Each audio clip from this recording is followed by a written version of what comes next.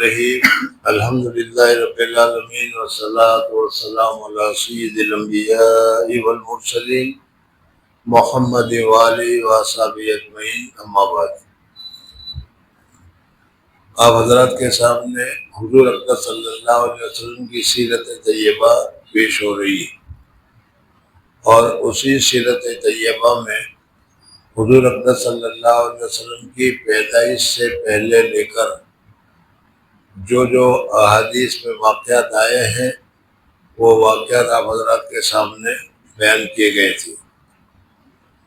اور حضور صلی اللہ علیہ وسلم کی پیدائش کے بعد پھر حضور اقدس صلی اللہ علیہ وسلم دائی حلیمہ کے یہاں تشریف لے گئے، اور پھر 3 سال وہاں کے حالات، پھر اس کے بعد وہاں شرع صدر ہوا، اور پھر حضور اقدس صلی اللہ علیہ وسلم پھر والدہ مبارک کے آ گئے، اور پھر وہاں جو باتیں ہوئی یہاں تک کہ 40 سال کی عمر مبارک حضور صلی اللہ علیہ وسلم کی ہو گئی۔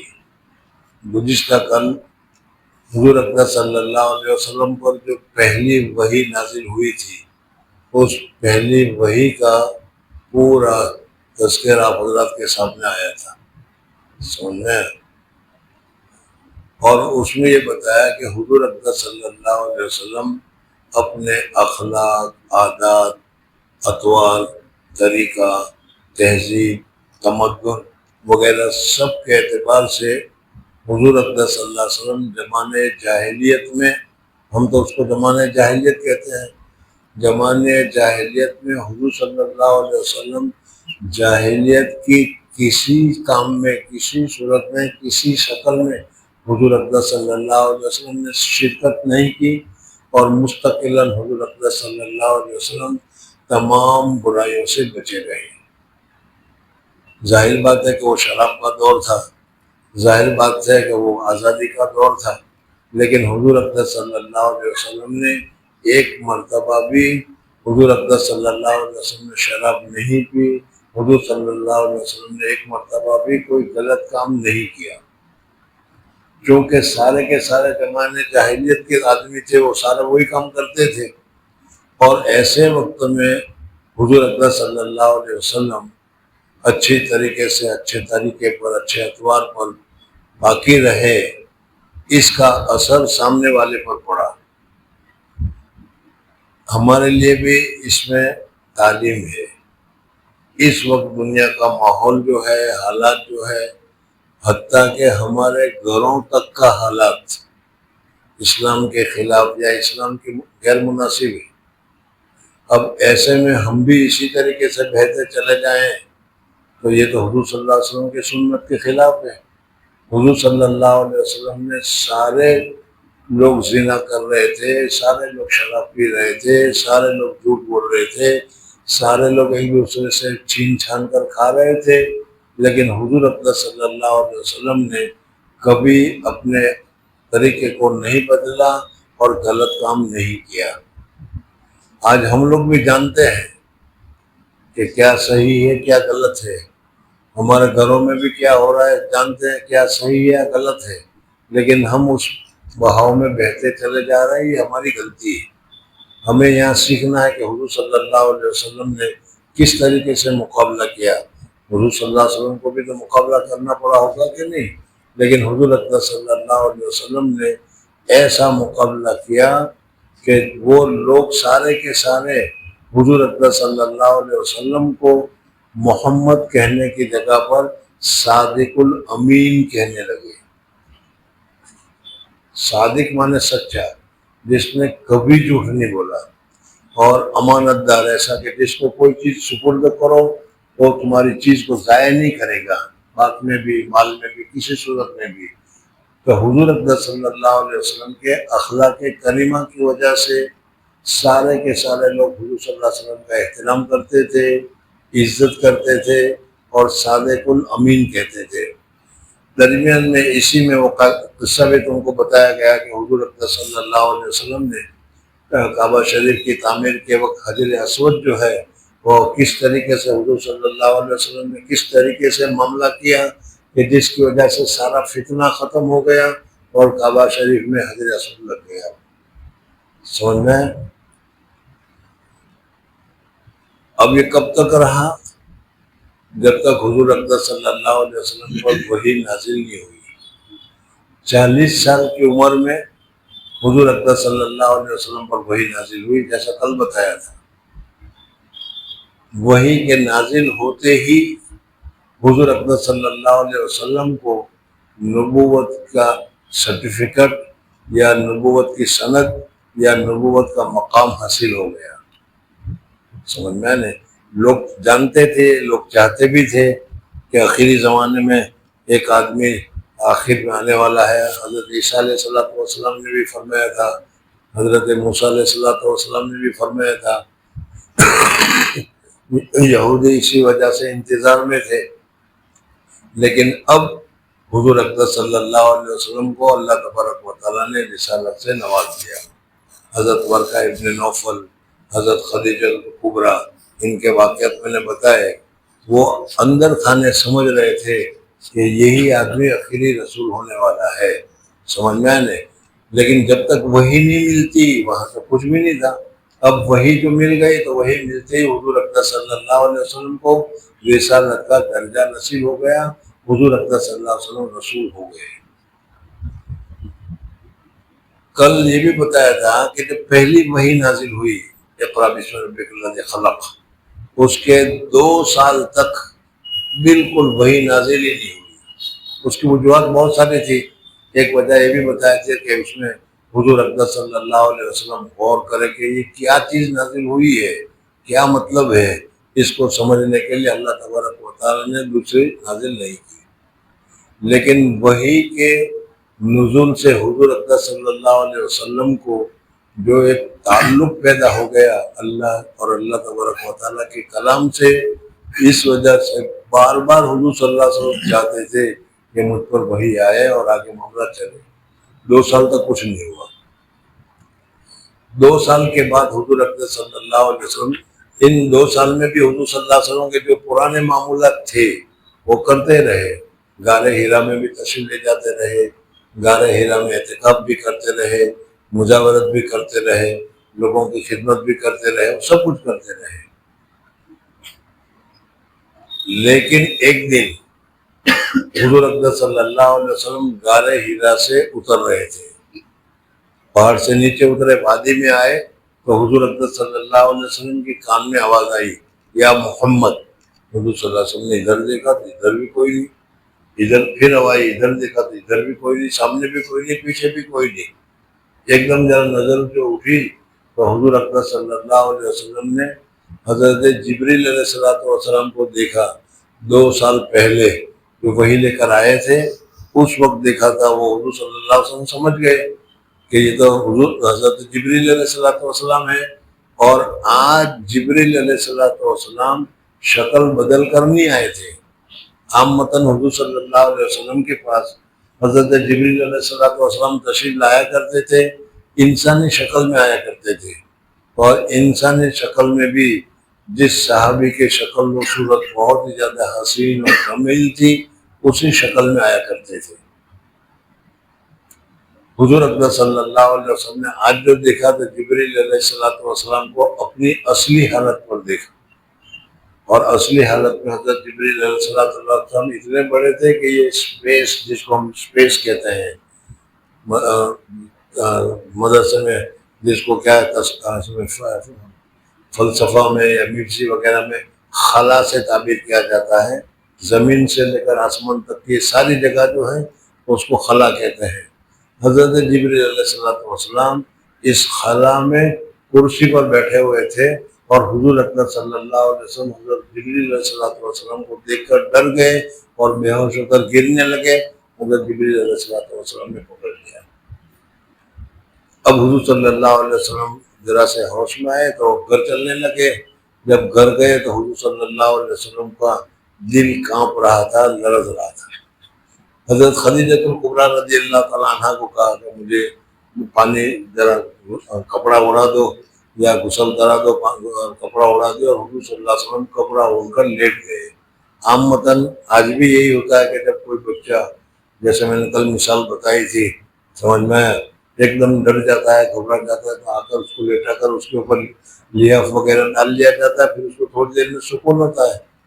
حضور اقدس صلی اللہ علیہ وسلم نے بھی کہا کہ زملونی زملونی، اور حضرت حضور صلی اللہ علیہ وسلم کو چادر اڑا دی گئی۔ اب 2 سال کے بعد حضرت جبریل علیہ السلام پہلی وحی لے کر آتے ہیں، اور اس میں حضور اقدس صلی اللہ علیہ وسلم چونکہ چادر اڑے ہوئے لیٹے ہوئے تھے، اللہ جل جلالہ و من والہ کو حضور اقدس صلی اللہ علیہ وسلم کی یہ ادا پسند آئی، اس وجہ سے اسی ادا سے حکم دیا، یا ایھا المدثر، کئی کپڑے اوڑھنے والے، اٹھ، قم فانذر، اب لوگوں کو ڈرانا شروع کر۔ میں نے بتایا تھا کہ حضور صلی اللہ علیہ وسلم کو منصب رسالت پر تو فائز کر دیے گئے اقرا بسم کے ساتھ، وحی نازل ہونے کے ساتھ، اور 2 سال تک حضور اقدس صلی اللہ علیہ وسلم رسول رہے، لیکن ڈیوٹی ابھی کچھ سپرد نہیں کی گئی، سمجھ میں؟ اب جب یہ کہا گیا قم فانذر، تو حضور اقدس صلی اللہ علیہ وسلم کو اب ڈیوٹی سپرد کی گئی۔ یہاں تک تو میں نے گزشتہ کل بتایا تھا۔ اب یہاں پر یہ دیکھو کہ جو آدمی ہمارے دلوں کا پسندیدہ ہو، محبوب ہو، اور ہم ان کو اتنی محبت کے ساتھ چاہتے ہیں، لیکن ایک دم سارے کے سارے حضور اقدس صلی اللہ علیہ وسلم سے مخالف ہو گئے۔ کیوں؟ اس لیے کہ جو ان کا مقصود تھا، جو ان کی طبیعت تھی، جو یہ چاہتے تھے، حضور اقدس صلی اللہ علیہ وسلم نے اس کے خلاف، اگرچہ حق بات کہی لیکن اس کے خلاف کہا، سمجھ میں؟ اور اس کو میں نے بتایا تھا کہ آج کل بھی یہی دنیا میں ہوتا ہے، زندہ باد کے نعرے لگتے ہیں اور بہت ہی زیادہ تعریفیں کی جاتی ہیں، لیکن ذرا سی ان کے مزاج کے خلاف کوئی بات کہی گئی تو ساری زندہ باد ایک دم مردہ باد میں بدل جاتا ہے۔ اس وجہ سے لوگوں، حضرت شیخ نے فرمایا تھا کہ لوگوں کے زندہ باد پر خوش بھی نہیں ہونا چاہیے اور لوگوں کے مردہ باد پر ناراض بھی نہیں ہونا چاہیے، تو تھوڑی تھوڑی دیر میں بدلتا رہتا ہے۔ اب حضور صلی اللہ علیہ وسلم نے جب کہا کہ لا الہ الا اللہ قم فانذر، لوگوں کو ڈرانا شروع کرو، تو سب سے پہلے حضور اقدس صلی اللہ علیہ وسلم نے چپکے چپکے لوگوں کو بتانا شروع کیا، اور اس میں اللہ جل جلالہ نے فرمایا کہ وَأَنذِرْ عَشِيرَتَكَ الْأَقْرَبِينَ، اپنے قریبی رشتہ داروں کو پہلے ڈرانا شروع کرو۔ تبلیغ کا اچھا بہترین اصول یہی ہے۔ آج لوگ، ہم سب تبلیغ میں جاتے ہیں تو اپنے گھر کی، اپنے بچے کی، اپنے محلے کی، اپنے رشتہ داروں کی تو فکر نہیں کرتے، دوسرے کی فکر زیادہ کرتے ہیں۔ اسی وجہ سے نتائج جیسے ہو چاہیے ویسے نہیں ملتے، سمجھنا ہے؟ سب سے پہلے وَأَنذِرْ عَشِيرَتَكَ الْأَقْرَبِينَ، جو تمہارے قریبی رشتہ دار ہیں، جو تمہارے قریبی تعلق والے ہیں، جو تمہارے قریب میں رہنے والے ہیں، ان کی اصلاح کرو۔ جب ان کی اصلاح ہوگی تو پھر جو فائدہ ہوگا وہ دیر پا ہوگا اور بہت ہوگا۔ حضرت شیخ نور اللہ مرقدو فرمایا کرتے تھے کہ بہت سے لوگ رمضان میں آتے ہیں اور پھر رمضان میں آتے ہیں، ماحول بن جاتا ہے، بہت سارا ذکر اور شکل وغیرہ میں مصروف ہو جاتے ہیں، اور پھر جب گھر جاتے ہیں تو یہاں ایسا ماحول وہاں نہیں ہوتا، تو وہ پھر شکایت کرتے ہیں کہ دل نہیں لگتا اور یہ نہیں لگتا وہ نہیں لگتا۔ تو حضرت نے فرمایا کہ اصل ماحول بننے سے ہوتا ہے، تم اپنے یہاں ماحول بناؤ تو پھر اس صورت میں کیا ہوگا، ماحول بنے گا تو پھر تمہیں بھی فائدہ ہوگا اور اچھائی بھی ہوگی۔ اب یہاں سے تم دوسرے ماحول میں چلے گئے، وہاں وہ نماز کا ماحول نہیں ہے، نہ وہاں وہ ذکر کا ماحول نہیں ہے، نہ وہ تلاوت کا ماحول نہیں ہے، وہاں وہ تعلیم اور تعلم کا ماحول نہیں ہے، تو پھر یہ ہوتا ہے۔ اور جب اپنے آپ کو، تو اپنے لوگوں کو تم سمجھاؤ گے تو قریب ہی قریب تمہارا ماحول بنے گا، اور جب ماحول بنے گا تو پھر اس صورت میں کیا ہوگا؟ فائدہ ہوگا۔ حضور اکبر صلی اللہ علیہ وسلم نے اس زمانے کے مطابق، ہر زمانے کا اپنا دستور ہوتا ہے، اس زمانے کے مطابق کپڑا ہلا کر یا ایھا الناس یا ایھا الناس، یہ قبیلہ فنا، یہ قبیلہ فنا، یہ قبیلہ فنا کر کے حضور صلی اللہ علیہ وسلم نے آواز لگی، سارے کے سارے جمع ہو گئے۔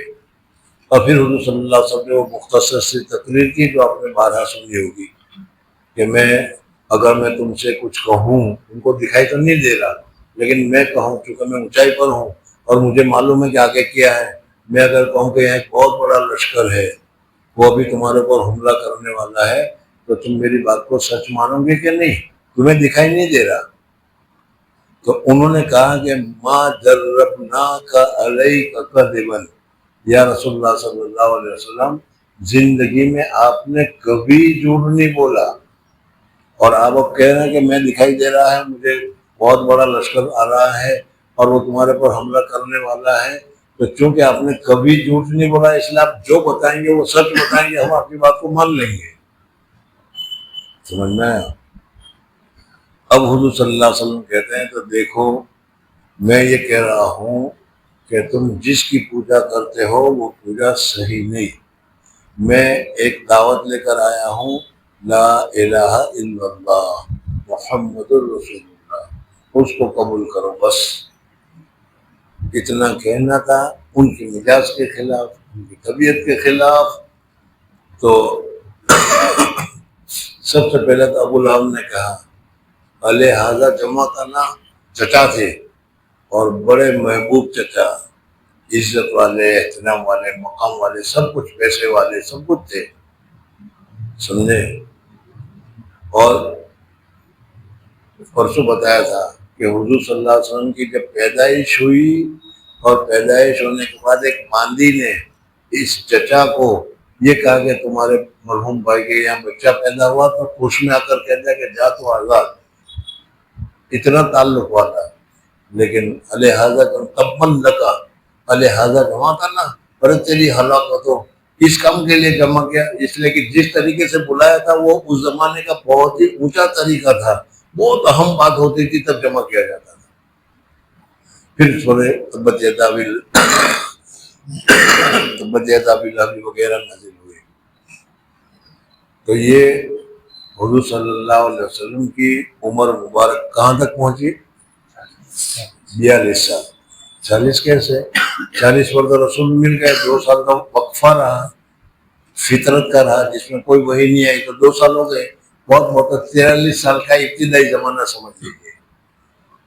تو 43 سال تک جس آدمی کو اپنی آنکھوں پر بٹھا رہے تھے، لا الہ کا لفظ کہا، بتوں کی پوجا کی برائی کی، تو سب کے سب حضور صلی اللہ علیہ وسلم کے مخالف ہو گئے، اور مخالفت میں کسی نے جادوگر کہا، کسی نے کچھ کہا، کسی نے کچھ کہا، اور حضور اکبر صلی اللہ علیہ وسلم کی مخالفت شروع ہو گئی۔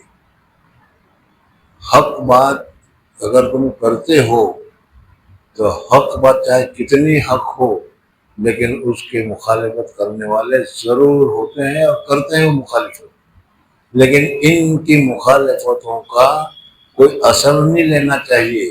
ان کی مخالفتیں عارضی ہوتی ہے، ٹیمپروری ہوتی ہے، تھوڑے دنوں کے بعد ختم ہو جایا کرتی ہے۔ سمجھنے میں ہمیں اخلاص کے ساتھ کام کرتے رہنا چاہیے۔ اب بھی ہم جاتے ہیں یہاں سے فارغ ہو کر اپنے علاقے میں جاتے ہیں، اپنے وہاں جاتے ہیں، تو بعض لوگ ہوتے ہیں جو ہمارے مخالف ہو جاتے ہیں۔ اب اگر اس کی مخالفت سے ہم بیٹھ گئے تو حضور صلی اللہ علیہ وسلم کے طریقے کے خلاف ہے۔ ہاں، لڑنا جگڑنا اور لاٹھی لے کر کھڑا نہیں ہونا ہے، لیکن یہ ہے کہ ادعو الی سبیل ربک بالحکمت والموعظۃ الحسنہ، حضور صلی اللہ علیہ وسلم اس طرح عمل کرتے رہے جو ملا۔ چنانچہ سب سے پہلے حضرت ابوبکر اور پھر 5 آدمی مسلمان ہو گئے، تو سب مشہور ہیں۔ یہاں جو کل اخیر میں بتایا تھا وہ یہ کہ حضور صلی اللہ علیہ وسلم سے اتنے مخالف ہو گئے کہ حضور صلی اللہ علیہ وسلم کے ساتھ، اور حضور صلی اللہ علیہ وسلم کے ساتھ اکیلے نہیں، حضور صلی اللہ علیہ وسلم کو جو ساتھ دینے والے تھے ابو طالب اور ان کے خاندان والوں کے ساتھ، سب کے ساتھ قطع تعلق کر دیا۔ یعنی اس زمانے میں جس طریقے سے ہوتا مجلس ہوتی ہوگی، بات ہوگی، مشورہ ہوتا ہوگا، اس میں کہ بھائی ان کے ساتھ قطع تعلق کرو، کوئی چیز اس سے بیچنے کی نہیں، کوئی سے تعلق نہیں رکھے۔ اور حضرت ابو طالب 3 سال تک ایک پہاڑ کی گھاٹی میں، جس کو شعب ابو طالب کہتے ہیں، اس میں حضور صلی اللہ علیہ وسلم کے ساتھ سب قید رہے، کھانے پینے کی بھی بہت پریشانی، بہت تنگی۔ ان کافروں نے ایک دستاویز تیار کیا، اس لیے کہ پورے علاقے میں یہ اپنا حکم چلانا تھا، تو اس وجہ سے دستاویز میں یہ لکھا گیا کہ آج ہم سب محمد صلی اللہ علیہ وسلم، بنو ہاشم، بنو مطلب، ان خاندان والوں کے ساتھ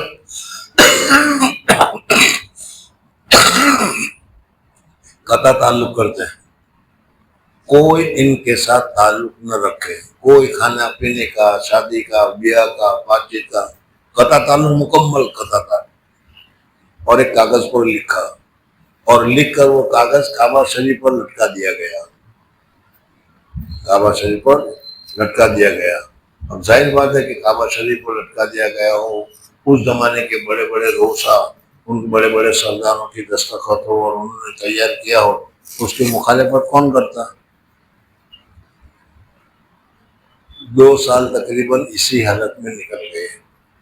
حضور اقدس صلی اللہ علیہ وسلم کو اللہ تبارک و تعالیٰ کی طرف سے بتایا گیا کہ ان کافروں نے تمہارے قطع تعلق کے لیے جو خط لکھا تھا، جو دستاویز تیار کیا تھا، کعبہ شریف پر لگایا تھا، اللہ تعالیٰ نے اس میں گھن، ایک کیڑا لگا دیا تھا۔ اس کیڑے نے سارا کاغذ اور جو کچھ لکھا تھا سب اس نے کھا لیا، صرف اللہ کا نام جہاں جہاں آیا ہے اللہ کا نام اس نے نہیں کھایا ہے۔ حضور صلی اللہ علیہ وسلم کو اللہ تبارک و تعالیٰ نے بتایا۔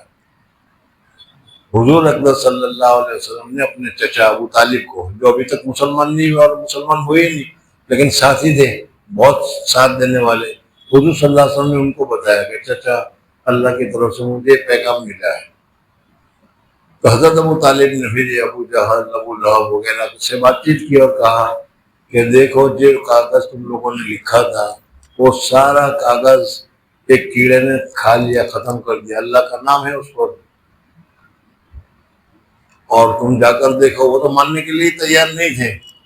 کہا کہ محمد نے مجھے کہا ہے، اور محمد نے کہا ہے تو اس کے پاس اللہ کی طرف سے پیغام آیا ہے، اگر یہ جھوٹ ہے تو میں محمد کو تمہیں سپرد کر دوں گا، تم جو چاہے کرو، میں کچھ نہیں کرنے کا، میں تو صاف دے رہا ہوں۔ اور اگر محمد صلی اللہ علیہ وسلم جو کہہ رہے ہیں ویسا ہی ہے تو پھر تمہیں یہ قطع تعلق والا مسئلہ ختم کرنا چاہیے۔ سمجھ میں آ گیا؟ کافروں نے جا کر دیکھا، وہ کاغذ اتارا، دیکھا تو واقعی میں سارا کاغذ میں جو جہاں جہاں تحریر لکھی تھی سب تحریر کو کیڑے نے کھا لی تھی، صرف اللہ کا نام باقی رہ گیا۔ واقعی میں ایسا ہی ہوا ہے۔ پھر یہ شعب ابو طالب پر جو گرفتاری تھی یا بندش تھی، وہ بندش ختم ہوئی۔ کل یہی تھا، کیا یہی پر اس کو جی بسم اللہ الرحمن الرحیم۔ اس کے ایک عرصے کے بعد سورہ مدثر کی آیت اول کی نازل ہوئی، یا مدثر قم فانذر وربک فکبر، اٹھو اور ڈرانا شروع کر دیا۔ یعنی حضور صلی اللہ علیہ وسلم کو گزشتہ کل میں نے بتایا تھا کہ اب آرڈر دیا گیا، ڈیوٹی بجاؤ، اب تمہاری ڈیوٹی شروع ہو گئی۔ پہلے ڈیوٹی نہیں بتائی، عہدہ مل گیا، سرٹیفکیٹ مل گیا، اور اب عہدہ ملا کے جاؤ، اب تم رسالت کا کام بھی شروع کرو۔ قم فانذر وربک فکبر، اپنے پروردگار کی تکبیر بیان کرو، بڑائی بیان کرو۔ جی تو آپ صلی اللہ علیہ وسلم نے حسب حکم فانذر دعوت اسلام شروع کی مگر پوشیدہ۔ پھر یہ آیت آئی فاصدع بما تؤمر، تو آپ نے علی الاعلان دعوت شروع کی۔ یہ علی الاعلان دعوت کے پہاڑ پر چڑھ کر اعلان کیا۔ اس زمانے میں جیسا دستور تھا، کوئی بہت اہم کام ہوتا تھا تو لوگ اس طریقے سے چڑھ کر کپڑا نکال کر، کپڑا کھول کر ہلا کر، یہ لوگوں آ جاؤ آ جاؤ آ جاؤ، سمجھتے تھے کہ بہت اہم بات ہے جو ہونے والی ہے، اس لیے جمع ہو جاتے تھے۔ جی بس کفار نے عداوت اور ایذا شروع کی، لیکن ابو طالب آپ کی حمایت کرتے تھے۔ ایک بار کفار نے جمع ہو کر ابو طالب سے کہا کہ یا تو تم محمد کو ہمارے حوالے کر دو ورنہ ہم تم سے لڑیں گے۔ انہوں نے حوالہ کرنا قبول نہ کیا۔ کفار نے آپ کے قتل کا मुसम्मम इरादा किया। अबू तालिब आपको लेकर वहाँ तमाम बनी हाशिम व बनी मुत्तलिब के दरमियान में वो सारी चीजें अभी खत्म हो गई कि जो लोग इतने हुजूर सल्लल्लाहु अलैहि वसल्लम चुपके चुपके जहाँ मौका मिला, जिस वक्त मौका मिला, जमात हुई या तन्हाई हुई, खुशी का मौका हुआ, गमी का मौका हुआ या हज का मौका हुआ, तो उस जमाने में भी लोग बहुत हज के लिए आते थे, तो हुजूर सल्लल्लाहु अलैहि वसल्लम अपने तौर पर चुपके चुपके जाकर क्या है दावत इस्लाम पेश किया करते थे।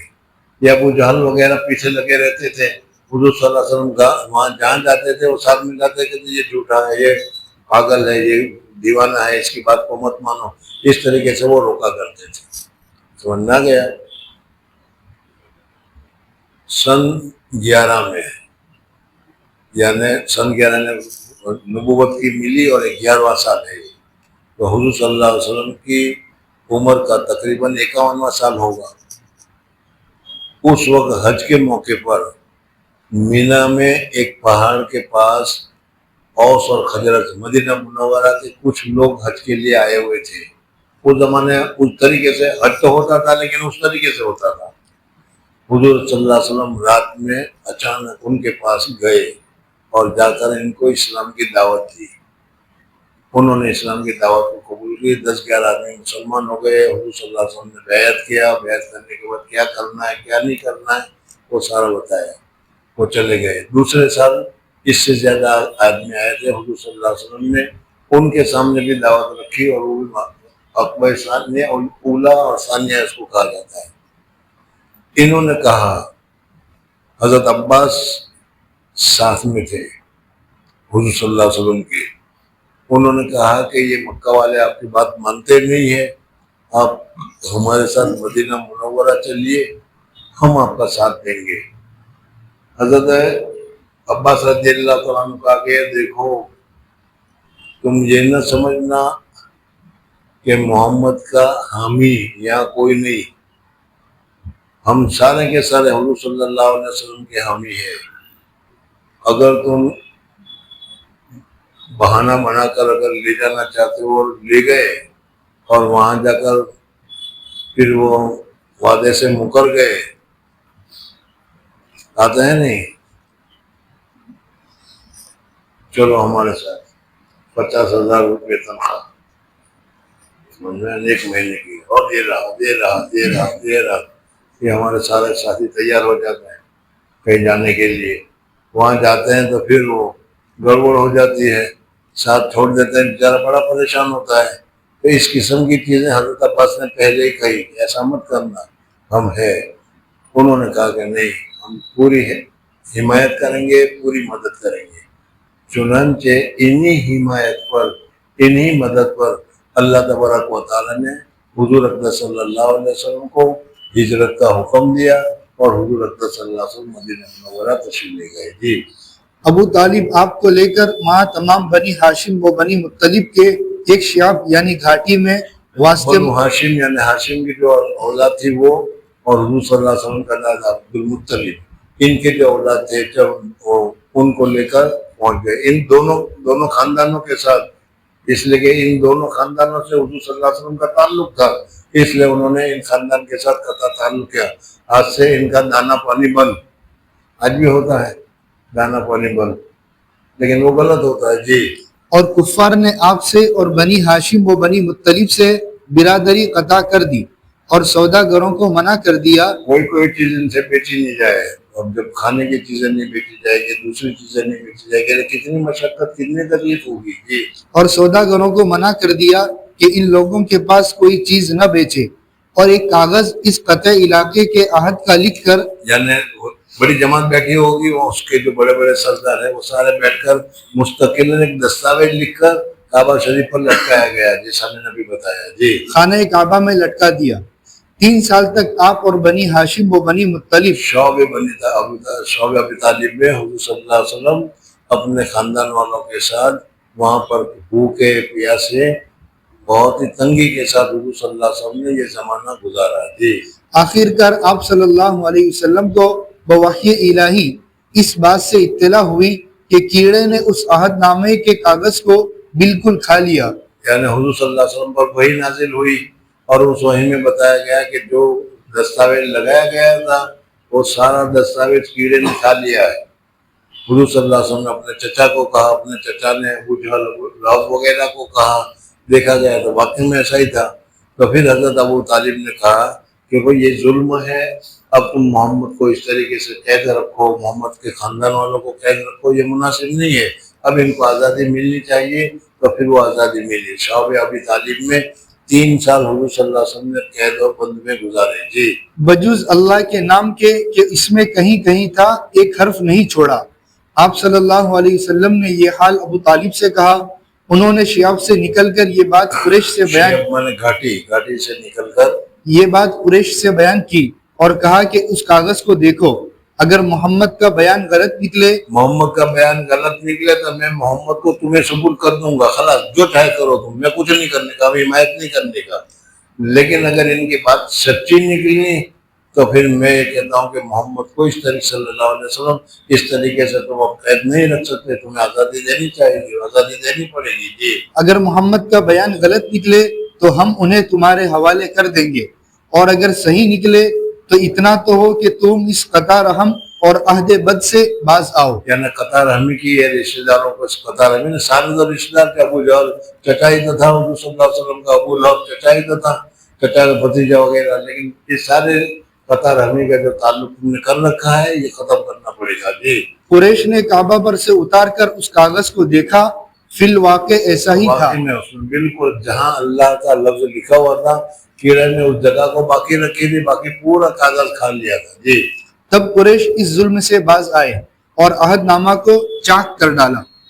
ابو طالب آپ کو اور بنی ہاشم و بنی مطلب کو لے کر شیاب سے نکل آئے, اور آپ صلی اللہ علیہ وسلم بدستور دعوت اللہ میں اب مشغول حضور ہوئے. اکرم صلی اللہ علیہ وسلم کو جو نظر بند کر دیا گیا تھا, قید کر دیا گیا تھا, کسی سے بات کرنے کی اجازت نہیں, کسی سے ملنے کی اجازت نہیں, وہ اب سب ختم ہو گیا. پھر حضور صلی اللہ علیہ وسلم مکہ شریف میں آزادی کے ساتھ رہنے لگے اور دعوت دینے لگے اور لوگوں کو اسلام کی طرف بلانے لگے. جی اور یہ عہد نامہ بخط منصور بن اکرمہ بن ہشام لکھا گیا تھا, اور غرہ محرم سن 7 نبوی کو لٹکایا گیا تھا, اس کا ہاتھ خشک ہو گیا. جس نے یہ لکھا تھا اس کا ہاتھ اللہ تبارک و تعالیٰ نے لپا مار گیا, ختم ہو گیا, ہاتھ اس کا ضائع ہو گیا. جی اور نبوت سے سال دہم میں شیاب سے باہر آئے تھے, اور اسی سال میں نبوت کے 7ویں سال میں یہ ہوا. 3 سال حضور صلی اللہ علیہ وسلم قید رہے. ذرا تھوڑی سی تصور کر کے دیکھ لو, ہمیں تو پتہ ہی نہیں چل رہا کہ حضور صلی اللہ علیہ وسلم نے کوئی گناہ نہیں کیا, حضور اکرم صلی اللہ علیہ وسلم نے کوئی بری چیز کی دعوت نہیں دی, حضور اکرم صلی اللہ علیہ وسلم نے کیا ہے وہ لوگ صادق الامین تک کہتے تھے, اتنا اونچا درجہ دے رکھا تھا. لیکن ذرا سی بات پر کیا ہے انہوں نے کتنی بڑی سخت سزا دی. 3 سال تک ان کو دانا پانی کھانا وغیرہ سب سے محتاج کیا, اور حضور اکرم صلی اللہ علیہ وسلم نے سب ہمارے لیے برداشت کیا, ہمارے لیے برداشت کیا کہ نہیں, ورنہ حضور صلی اللہ علیہ وسلم نے چھوڑو مجھے ضرورت نہیں ہے, تو آج ہمارے پاس ایمان کہاں سے آتا. تو یہ کتنا بڑا احسان ہے کہ حضور صلی اللہ علیہ وسلم نے خود قربانی دی, جان کی, مال کی, بھوک کی, پیاس کی, جو بھی ہو سارا کا سارا, وہی 3 سال کی جو تفصیل تھی. جی اور اسی سال میں حصار شیاب سے نکلنے کے 8 ماہ بعد ابو طالب کا انتقال ہو گیا, جی اور ان کے 3 دن بعد 10ویں نبوی یعنی حضور صلی اللہ علیہ وسلم کو نبی بنے ہوئے 10 سال ہوئے, ہجرت ابھی نہیں ہوئی ہے, 10ویں سال تک. اسی کو عامر حزن کہتے ہیں. اسی سال میں ابو طالب جو حضور صلی اللہ علیہ وسلم کے دادا عبد المطلب نے جب ان کا انتقال ہوا, اس وقت ابو طالب کو سپرد کیا تھا کہ یہ یتیم بچے کو میں تمہیں سپرد کر رہا ہوں, ان کی پوری نصرت کرنا, ان کی پوری حفاظت کرنا, ان کی پوری مدد کرنا. اور کیا ابو طالب ابا کے کہنے پر ابو طالب نے پورا کام کیا, حتیٰ کہ حضور صلی اللہ علیہ وسلم کی بہت نصرت کی, بہت مدد کی, یہاں تک کہ جب کافروں نے ایک آفر دیا تھا جو میں نے بتایا پہلے کہ محمد صلی اللہ علیہ وسلم چاہے अच्छी से अच्छी औरत दे दे, हसीन से हसीन अरब की दुल्हन उनको दे दें, माल चाहते हो तो ज्यादा से ज्यादा माल बना दे दें उनको, समझ में आया? वो अगर हमारे बड़े बनना चाहते हैं तो हम उनको अपना बड़ा बना लें, लेकिन एक शर्त है कि इस दावत को छोड़ दें। हुजूर सल्लल्लाहु अलैहि वसल्लम को अबू तालिब ने कहा कि भाई ये ऑफर आई है, तो हुजूर सल्लल्लाहु अलैहि वसल्लम ने अपने चचा को कहा, चचा जान, ये लोग अगर मेरे दाहिने हाथ में सूरज और बाएं हाथ में चांद भी रख लें तो भी मैं इस दावत से रुकने वाला नहीं हूँ। मुझे कुछ नहीं चाहिए, अल्लाह का रसूल हूँ मैं, मुझे कुछ नहीं चाहिए, अल्लाह के साथ मेरा ताल्लुक है, वो सब कुछ मुझे देगा, लेकिन ये मैं कबूल करने वाला नहीं हूँ जी। और इनके 3 दिन बाद हजरत खदीजा रजी अल्लाह यानी हजरत अबू तालिब हुजूर सल्लल्लाहु अलैहि वसल्लम के खास मददगार थे, आखिर वक्त तक मुसलमान नहीं हुए, तो मैंने कल भी बताया था तुम्हें, समझ में आया नहीं? अल्लाह का करना है। हालांकि अबू तालिब ने हुजूर सल्लल्लाहु अलैहि वसल्लम की तारीफ में इतने अशार कहे हैं कि ये ऐसे हैं कि इनके चेहरे को सामने कर कर अल्लाह तबारक व तआला से बारिश मांगी जाती है तो बारिश नाज़िल होती है, सब कुछ कहा है। तो दो चीजों का फर्क बताया था, याद हो तो, जानना और मानना। हजरत अबू तालिब हुजूर सल्लल्लाहु अलैहि वसल्लम को जानते थे कि अल्लाह के रसूल है, समझ में आया नहीं? लेकिन मानना दूसरी चीज है, जानना दूसरी चीज है, मानने के लिए तैयार नहीं थे। अगर तैयार होते भी तो अबू जहल वगैरह कहता रहे, अरे मरने के डर से, मौत के डर से अब तुम मुसलमान होते हो, मुसलमान मत होना। और कहता है कि मैं अपने आप दादा के दीन पर जा रहा हूँ, तो वो तस्लीम ले गए। हुजूर सल्लल्लाहु अलैहि वसल्लम ने हजरत अली को कहा कि तुम्हारे तो अब्बा जान है, इसलिए अब्बा होने के नाते तुम उनको कपड़े में लपेट कर दफन करके आ जाओ जी। और इनके 3 दिन बाद हजरत खदीजा रजी और अल्लाह इन्हीं के 3 दिन के बाद हुजूर सल्लल्लाहु अलैहि वसल्लम की दूसरी सबसे चहीती और सबसे महबूब बीवी, तो अब मुझे याद आया कि कल हमने किस पर छोड़ा था, वो तो रह गया, वो भी याद आया। 3 दिन के बाद उसके ना अबू तालिब के इंतकाल के 3 दिन बाद हजरत खदीजा का भी इंतकाल हो गया। कल बात आई थी कि मर्द को सबसे ज्यादा बेहतरीन तरीके पर कौन जानता है, तो उस पर मैंने बताया था कि मर्द की बीवी जो होती है वही सही तौर पर तुम्हारी रगे रग से वो वाकिफ होती है।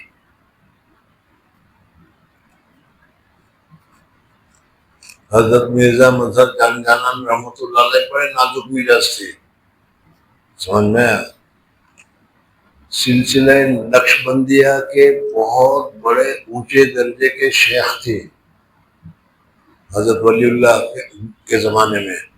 दिल्ली में 4 आदमी थे बहुत ऊंचे उनमें, ये हजरत मिर्जा मजहर जान जानान रहमतुल्लाह ताला अलैह भी थे, लेकिन नाजुक तो इतने नाजुक के कुछ न पूछो।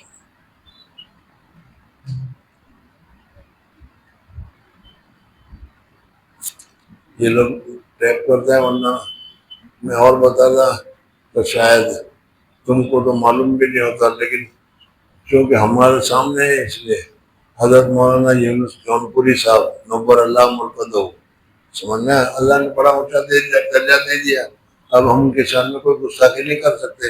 लेकिन हमने वसल्लम जब गारे हिरा से तशरीफ लाए तो हुजूर अकबर सल्लल्लाहु अलैहि वसल्लम ने फरमाया कि मैं लम यक्ष अना नफ्सी, मुझे तो मेरी जान का खतरा लग रहा है,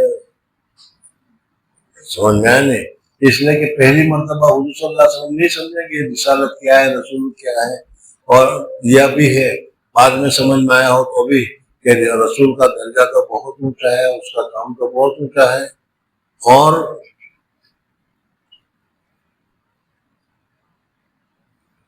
हुजूर सल्लल्लाहु अलैहि वसल्लम ने ये समझा हो कि इस मक्का मुकर्रमा की बस्ती वालों को राहे हिदायत की बात को बतलाना और इन बात को मनवाना बड़ा मुश्किल सबक पढ़ाना बड़ा मुश्किल है क्या नहीं? अरे समझ में आया नहीं, यानी ये हुजूर सल्लल्लाहु अलैहि वसल्लम फरमाया कि ये नहीं कि हुजूर सल्लल्लाहु अलैहि वसल्लम डर गए, समझना किसी ने कुछ कहा लेकिन सही नहीं ये है कि हुजूर सल्लल्लाहु अलैहि वसल्लम ने समझा कि अल्लाह ताला ने इतनी बड़ी जिम्मेदारी मुझे दी है, लेकिन ये कौम तो बिल्कुल अजहल है, कुछ जानती नहीं, कुछ समझती नहीं, न तहजीब है न तमद्दुन है, मैं इनको कैसे समझाऊंगा, ये नबूवत और रिसालत की बात में इसको कैसे समझा सकता हूँ। इसलिए हुजूर सल्लल्लाहु अलैहि वसल्लम ने जाकर अपनी बीवी से ही कह सकता है आदमी, तो कहा कि मैं अपनी जान का खतरा महसूस करता हूँ, और इसी पर मैंने कहा था कि तुम लोग तो शादीशुदा हो नहीं, इसलिए कुछ ज्यादा वो नहीं कर सकता। बाकी अगर किसी के मुतालिक पूछा हजरत के लिए आपकी राय क्या है, कौन हजरत, कैसा हजरत, समझे, अरे वो ऐसा है ऐसा चल पड़ता है ना हमारे यहाँ, तो अब ज्यादा तफसील तो नहीं, लेकिन हजरत खदीजतुल कुबरा रज़ियल्लाहु ताला अन्हा ने कहा कि या रसूलुल्लाह सल्लल्लाहु अलैहि वसल्लम, आप में ये सिफत है, आप में ये सिफत है, आप में ये सिफत है, आप ऐसा करते हैं, और जिन आदमी में ये सिफत हो लम यखज़ल्लाह, अल्लाह उसको कभी शर्मिंदा नहीं करता और अल्लाह ताला आपको शर्मिंदा नहीं करेगा। सबसे ज्यादा सपोर्ट काम के लिए, तुम्हारे अपने काम के लिए भी याद रखना, ये समझ में आने, सबसे ज्यादा बेहतरीन सपोर्ट अगर तुमको बीवी का मिलता है, बीवी तुम्हारे साथ है, बीवी तुम्हारे काम के साथ है, बीवी तुम्हारे काम से खुश है, तो जरूर तुमको आगे फायदा होगा। इसी को आजकल कहते हैं हर कामयाब आदमी के पीछे एक औरत का हाथ होता है, लेकिन खदीजा जैसी औरत हो तो, और अपने जैसी हो जरा मामला मुश्किल ही है, समझ में। हजरत खदीजा कुबरा रज़ियल्लाहु ताला ने हुजूर सल्लल्लाहु अलैहि वसल्लम की जो सिफत बुखारी में है सारी वो बताइए। आप पैसे कमाते हैं तो वो पैसे अपने लिए नहीं कमाते, गौरबा के लिए कमाते हैं, समझ में आया नहीं। बहरहाल हजरत खदीजा कुबरा रज़ियल्लाहु ताला ने कहा और कहा कि आपको लम यखज़ा अल्लाह, अल्लाह ताला तुमको शर्मिंदा नहीं करेगा, अल्लाह ताला तुमको जलील नहीं करेगा, बिल्कुल आप बेफिक्र रहिए। और फिर वर्का इब्न नौफल के पास ले गई। वर्का इब्न नौफल कौन थे वो मैंने बताया तुम्हें, समझ में आया नहीं। वर्का को जाकर कहा तो वर्का ने कहा क्या देखा तुमने, तो वो हजरत जिब्रील का आना बहुत बताया। तो हजरत वर्का ने अब दूसरा साथ वर्का दे रहे, और इसमें भी ये कमाल की बात ये है,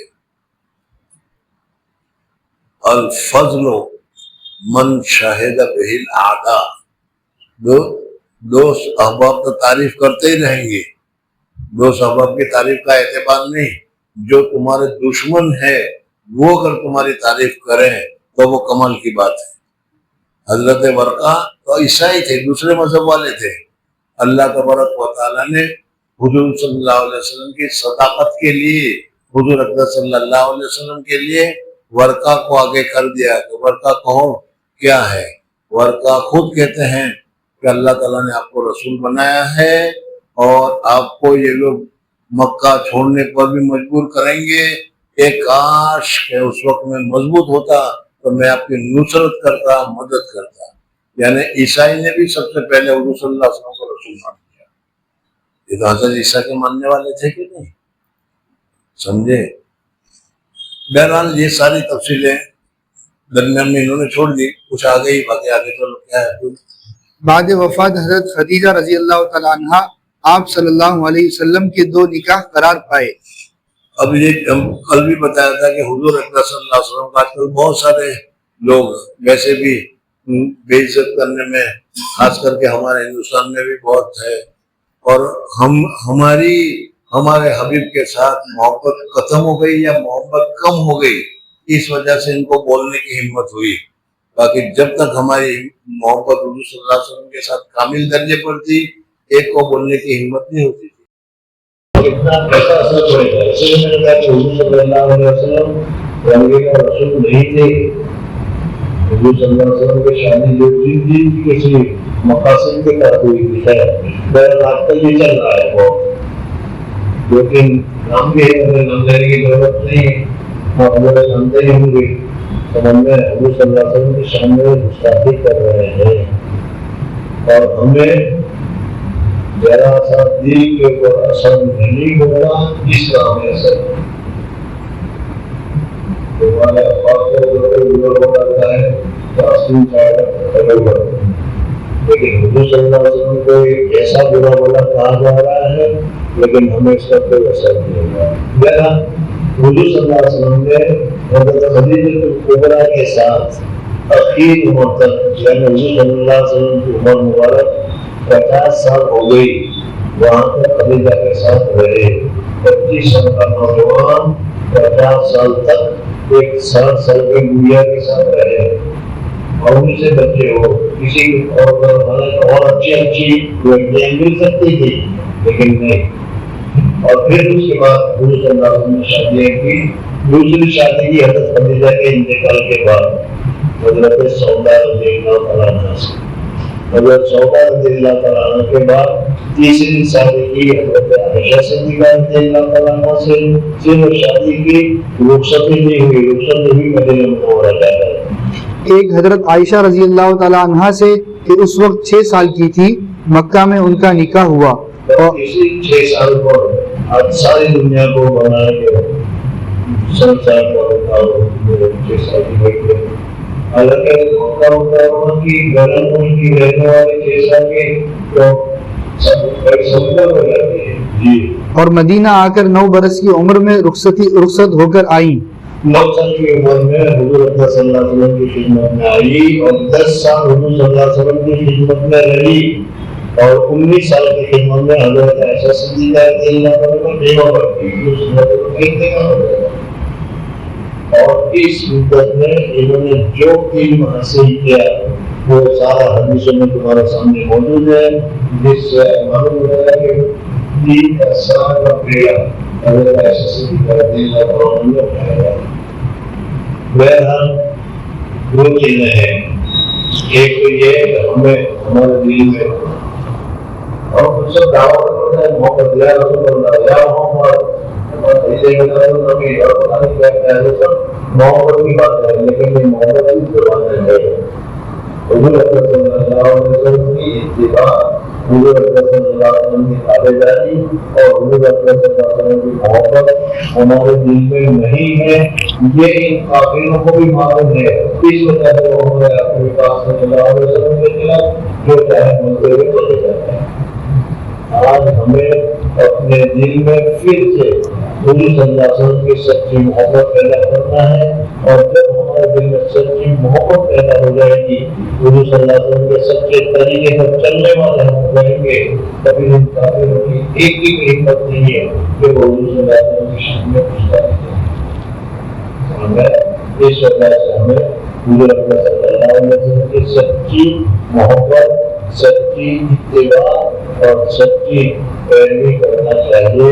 اللہ تعالیٰ مجھے اور حضرات کو اس پر زیادہ سے زیادہ عمل کرنے کے ساتھ توفیق نصیب فرمائے، زیادہ سے زیادہ قبول کریے اور جس سنتوں پر آسانی کے ساتھ ہم عمل کر سکتے ہیں، جوتا پہننے کا عمل ہے، مسجد میں داخل ہونے کا عمل ہے، سب سے ایسے رحمان پر ہم اپنے طور پر عمل کرتے ہیں، اللہ تعالیٰ ان سنتوں پر بھی عمل کرنے کے لیے آسان کر دے گا۔ سبحان اللہ وبحمدہ، سبحان اللہ وبحمدہ، نشهد ان لا اله الا انت نستغفرك ونتوب